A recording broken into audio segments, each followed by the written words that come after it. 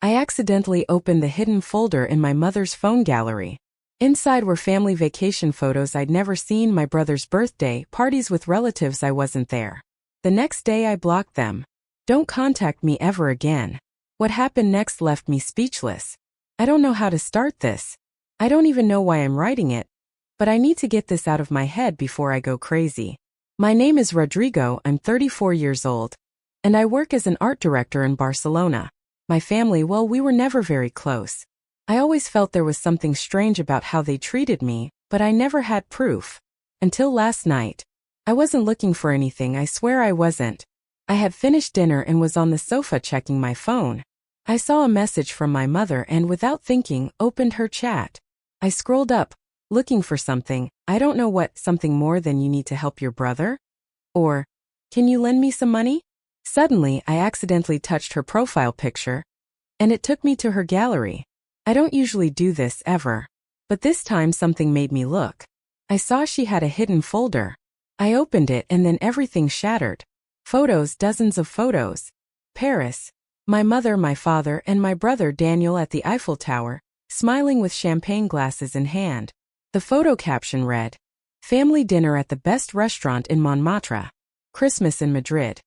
A giant table decorated with golden lights, lit candles. Everyone was there, my uncles, my cousins, even some family friends I barely remember. Everyone laughing, everyone happy. Swipe. Daniel's birthday. An elegant room, golden balloons, a huge cake with his name. My mother hugs him excitedly. "Congratulations to our pride, the best son in the world," the caption said. Swipe. Not a single photo. It's not that I was in the background, it's not that someone cut me out of the frame. I wasn't there because I was never invited. For years, while I spent Christmas alone, while I believed my family was simply scattered or didn't organize things, they were celebrating together. While I dined with coworkers on New Year's Eve, they were in Tuscany, toasting under the fireworks. While I convinced myself they simply forgot to tell me about the trips, they were in Paris, Rome, Madrid. My own brother, my own parents, and they didn't even bother to hide it. I remember one Christmas a few years ago. I wrote to my mother on December 24th in the afternoon. "Are you doing anything at home?" She took a while to respond. "No, nothing special this year. Your dad is tired, and Daniel has plans with his wife. Better each one on their own." Okay. I accepted it without arguing. I ordered takeout, opened a bottle of cheap wine, and watched a movie on Netflix. The next day my mother sent me a message. "Merry Christmas, son." That was all. Now, looking at the photos, I saw the truth. That night they had celebrated. There was a giant tree, a feast on the table, raised glasses, my mother in her elegant dress, my father in his best suit, Daniel and his wife opening gifts. The description read, "Christmas Eve with those we love the most. Those who love the most." And I wasn't there. I didn't sleep that night. I really tried, I did. I turned off my phone, got into bed, closed my eyes, but every time I did, I saw the photos, the laughter, the hugs, the toasting glasses, my mother with her proud smile, my father with his serious but satisfied gesture, Daniel enjoying his role as the perfect son, and me. At 5 in the morning I couldn't take it anymore. I got up, went to the kitchen, and opened a beer. I sat at the table, staring at the phone as if it were a bomb about to explode. My first impulse was to write to my mother, ask for explanations, demand that she tell me to my face what those photos had already screamed. But I didn't. Instead, I opened WhatsApp and entered the family chat. The last messages were from weeks ago. A conversation about a dinner at Daniel's house, something about Dad's new car, a photo of my mother with a bouquet of flowers he had sent her. My name didn't appear anywhere. I clenched my jaw, tapped the top right corner, and selected Exit Group. WhatsApp asked if I was sure. I'd never been more sure of anything in my life. I blocked my mother, then my father. Daniel was the last. I stared at his number for a moment before pressing the button. It didn't surprise me that it was so easy. I turned off my phone, poured myself another beer. The emptiness I felt wasn't sadness, it wasn't anger, it was void. The next day, when I turned my phone back on, I saw several notifications.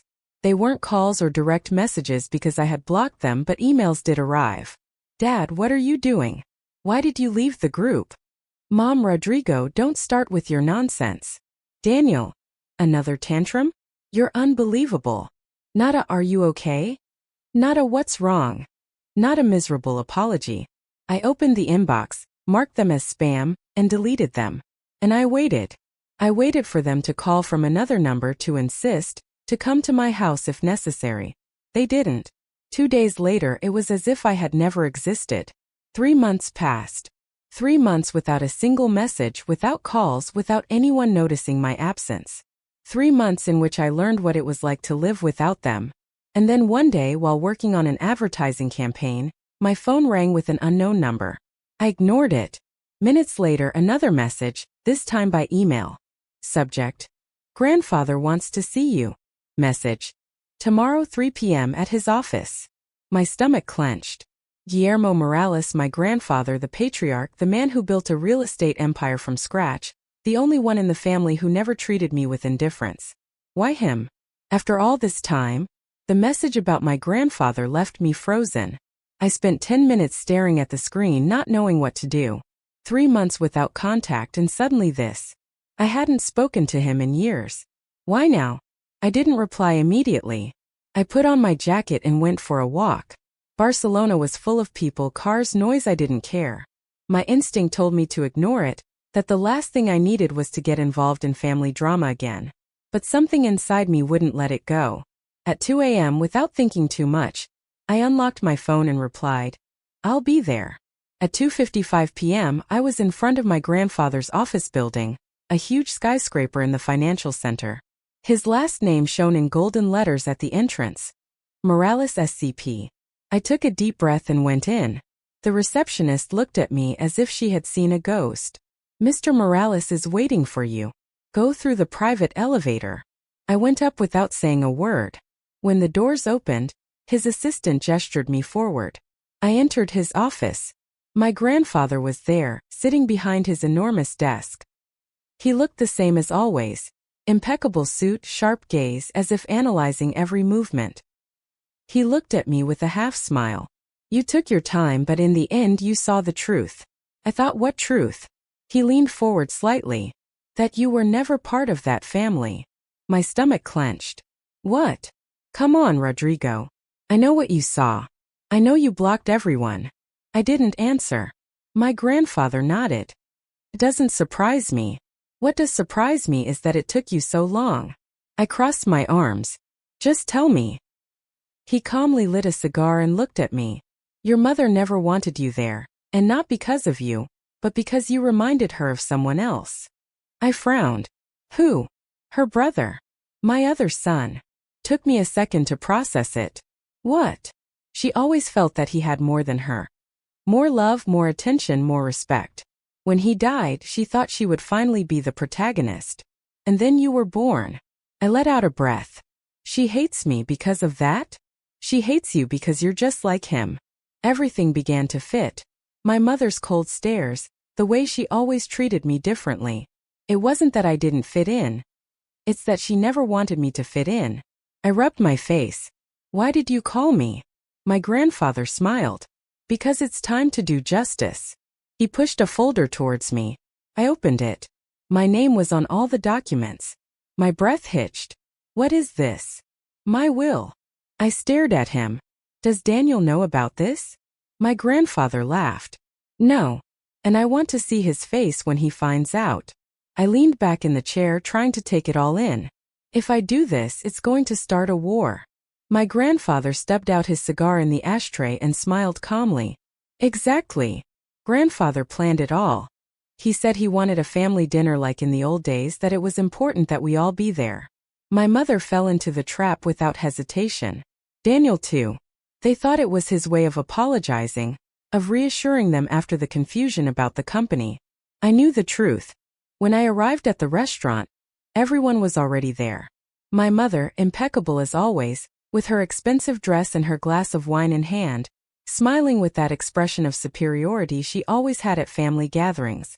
Daniel was talking to my father in a low voice. When he saw me enter, he tensed up. I sat in the only free chair. Nobody greeted me. Grandfather, sitting at the head of the table, tapped his glass with a spoon. "Well, it's time to talk." Everyone fell silent. Grandfather took a breath and said, "I have made a decision about my will." My mother's smile froze. What? Daniel put his glass down on the table with a thud. Grandfather looked at each of them before dropping the bomb. Rodrigo will be my sole heir. A second of absolute silence, then chaos. What? My mother almost screamed. Dad, this isn't funny. It doesn't make sense. Daniel shook his head furiously. You can't do this. I've always been here working for you. Grandfather didn't even blink. Working for me? No. Working for yourself. My father, who had been silent until now, clenched his fists on the table. Guillermo, think it over. You can't give everything to Rodrigo. I can and I will. Grandfather put his hands on the table and looked at all of them. You got used to living off my money, my effort, without doing anything. But Rodrigo, he made it on his own, and that's the only thing that matters to me. My mother stood up abruptly. This is an insult. This is a betrayal. Grandfather glared at her. Betrayal? No. Betrayal is what you did to your own son. His voice echoed in the room. For years you excluded him, ignored him, treated him like a stranger. And now that I'm taking away what you took for granted, you come to talk to me about betrayal. She opened her mouth but said nothing. Daniel looked at me with pure hatred. How did you do it? How did you manage to manipulate him? I let out a laugh. You know what the best part is? I didn't have to do anything. Grandfather stood up. Dinner is over. And with that we left. I took the legacy. They were left empty-handed. I left the restaurant with my head held high. For the first time in my life, I was the one who left my family behind, not the other way around. There were no hugs, no pleas, just silence, a silence that screamed louder than any insult. Grandfather walked beside me, calm, as if he hadn't just destroyed the expectations of his entire family in less than 10 minutes. Don't look back, he said without stopping. If you do, they'll think they still have power over you. I kept walking. I didn't look back. I thought the war had ended there. I was wrong. 2 days later, everything exploded. I was in the office checking emails when my assistant came in with a panicked look. Rodrigo, there's a problem. She turned her screen toward me. On Spain's largest financial news portal, a headline in capital letters. Guillermo Morales pushes aside his family and hands control of his empire to his youngest grandson. And just below, a photo of me with grandfather at dinner. My phone started vibrating nonstop, emails, calls, messages, Daniel, mom, dad, even some cousins I didn't even talk to. I didn't answer any of them, but it wasn't necessary. Daniel showed up at my office an hour later. They didn't even let him announce himself. He came in like a bullet, slammed the door shut, and looked at me with a hatred I had never seen before. You can't do this. I leaned back in the chair. It's already done. I'm going to fight it. He pointed at me. I'm going to court. This is total madness. Rodrigo, you have no idea how to run this company. I smiled. And yet, grandfather preferred to give everything to me rather than leave you a single penny. Doesn't that tell you something? Daniel clenched his jaw. You're not going to get away with this. Look around, brother. I already have. He held my gaze for a few more seconds, waiting for me to retract, to hesitate, to give him an easy way out. I didn't. He left the office without saying a word. It wasn't the end. It was just the beginning. I knew Daniel wouldn't give up so easily. Not a week passed before he tried his first blow. Grandfather was in a meeting with the lawyers when his assistant called me at the office. Rodrigo, there's a problem. Another one? Daniel filed a challenge to the will. He's claiming that Guillermo is not in a position to make legal decisions. I was silent for a moment. Are you saying that Daniel is trying to pass grandfather off as a senile old man? The assistant looked uncomfortable. Basically, yes. I rubbed my face, trying to calm down. This was no longer just a tantrum from my brother. It was a declaration of war. I went to grandfather's house that same night. I found him in his study with a whiskey in hand, as if nothing was happening. I suppose you've seen what Daniel did, I said, sitting down opposite him. Grandfather took a sip without hurrying. I knew he would try it. I'm just surprised it took him so long. I clenched my fists. We have to do something. We can't let him do this. Grandfather smiled. Rodrigo, when you've been in the business for so many years, you learn to anticipate problems. He passed me a folder. I opened it. They were medical reports signed by 3 different doctors, confirming that his mental health was perfect. There were also legal documents that invalidated any attempt at a challenge. I blinked surprised. Since when do you have this? Since the day I decided to leave the company to you. He smiled with satisfaction. The key in business is always to be 2 steps ahead. I laughed, shaking my head. Daniel is going to go crazy when he sees this. Let him go crazy. It's not my problem. Grandfather raised his glass. Let's toast to our first victory. I took my glass and clinked it against his. This was just the beginning. The problems didn't take long to arrive. I was just beginning to settle into grandfather's office when I received an email from the finance department. Rodrigo, we need you to see this as soon as possible. I opened the attached documents, and as soon as I saw the numbers, I knew something wasn't right. Damn it. The accounts didn't add up. Millions were missing. That same afternoon, I gathered the company's auditors. Explain this to me, I said, pointing at the screen with the financial statements. One of the accountants, an older man with a nervous face, cleared his throat. Suspicious transfers to accounts in Andorra have been detected. During the last 3 years. Andorra, a tax haven.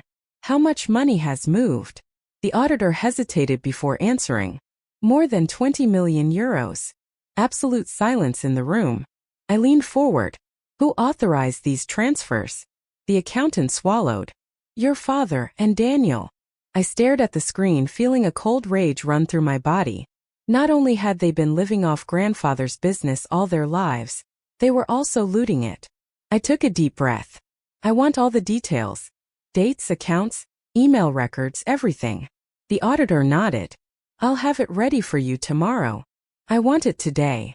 Because this time when I faced them I was going to have proof in hand. At 9 p.m. I already had the full report. 47 transfers in total, movements to accounts in Andorra, some in the name of shell companies, others directly linked to Daniel and my father. I took my phone and dialed grandfather. We need to talk. I knew the conversation with grandfather wasn't going to be calm. I arrived at his house at 10 p.m. with the folder in hand. He was already waiting for me in his study, whiskey in hand. If you called me at this hour, it's because you discovered something big. I passed him the documents. He read them in silence, his expression hardening. All of it there. He hung up and looked at me. Tomorrow we get them out of our lives. At 8 a.m. sharp, my father and Daniel entered the boardroom, unaware of what awaited them. What's going on now? Daniel murmured, annoyed. Grandfather threw the folder with the documents at them. Read. Daniel paled at the figures. This is nothing really. I smiled. Because here is proof that you have been emptying the company. My father tried to speak. Dad, we can explain. Grandfather interrupted him. There's nothing to explain. You're out. My mother burst into the room at that moment. What's going on? Grandfather didn't even look at her. Your husband and your son have been robbing me for years, and now they're leaving. Daniel stood up abruptly, red with fury. We're not going to let this go. Grandfather smiled. Then we'll see you in court. They were silent. For the first time, the ones who were screwed were them, my mother, my father, and Daniel. They left the room as if they had been spat out. But I knew this wasn't over. Grandfather looked at me. They are going to counterattack. I nodded. I know. And I was right. It wasn't even 48 hours before the first blow arrived. I was in my office when my assistant came in with a worried look. Rodrigo, we have a problem. She turned her laptop to me and I saw the screen. Guillermo Morales, manipulated by his grandson, expels his own family from the company. Revenge or abuse? The article came with photos of me, with headlines insinuating that I had used grandfather to take control. Who leaked this? My assistant swallowed. Your brother. I leaned back in the chair. Daniel was moving fast. I took a deep breath. Tell our legal team that I want a meeting in an hour. And contact public relations. We're going to respond. What are we going to do? I smiled. Turn their attack into our advantage. I knew Daniel would play dirty, but I didn't imagine how badly it would turn out for him. The headlines painted him as a victim and me as the ambitious villain who manipulated grandfather. He didn't stop there. He sent anonymous emails to executives with accusations against me, saying that I was destroying the company. My assistant showed me his latest move. A television interview. My grandfather isn't well, and Rodrigo is taking advantage. It's not about money, it's about justice. I laughed. Call public relations. We are going to respond. The next day my face was all over the media. Rodrigo Morales. The future of Morales Group. They asked me direct questions. Did you manipulate your grandfather? No, he chose me because he trusts me, and because Daniel and my father robbed the company for years. Daniel dug his own grave. That night, I received an unexpected message. Unknown number. We need to talk. It's about Daniel. Who are you? Andrea Lopez. Lawyer. I have information that interests you. I stared at the screen. I knew who she was. Why would she want to talk to me? I knew who Andrea Lopez was. A young, brilliant lawyer. For years she covered for Daniel and my father. If she was looking for me now, it meant the situation for them was untenable. Or maybe it was a trap. Tomorrow 10 a.m. my office. It didn't take me a minute to reply. I'll be there. At 10 a.m. sharp, Andrea entered my office direct without beating around the bush. I know Daniel is, and I'm not going down with him. I laughed. At least she was honest. What do you want? To give you something that will be useful. She took an envelope out of her bag and put it on my desk. Here you have it. Accounts in Andorra that not even the auditor discovered. I opened it. Evidence of tax evasion, disguised transfers, everything necessary to bury them. If this comes to light, they're finished. Exactly. Why are you helping me? Andrea held my gaze.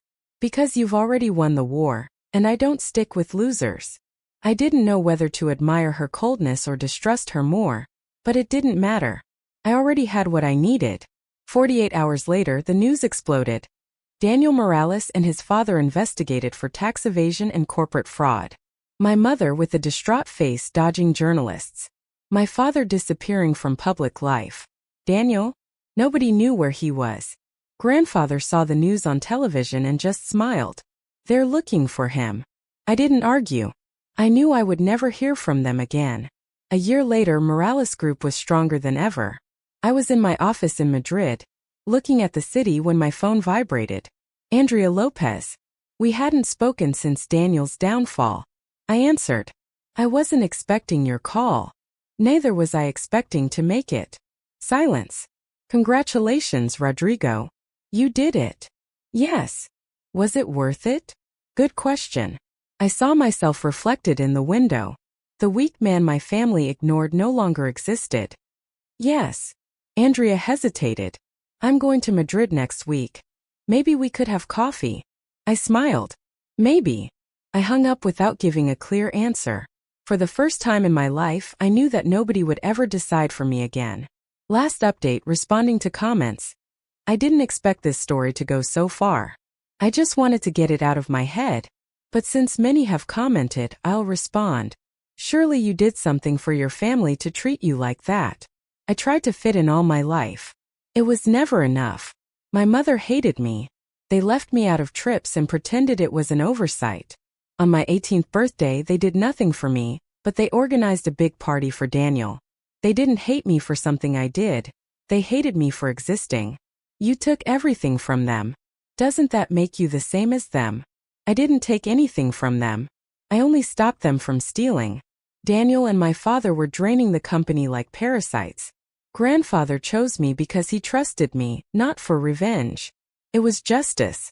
You should have forgiven them. Family is family. I forgave them so many times I lost count. But forgiveness without change is useless. I'm not going to keep letting them walk all over me. Do you regret it? No. But there are times when it hurts not because I miss them, but because I never had what others take for granted. A proud mother, a supportive brother, a real home. But now I have something better, self-respect. Thanks to those who read this and to those who don't understand, I don't blame you either. In the end, you only understand what you have lived.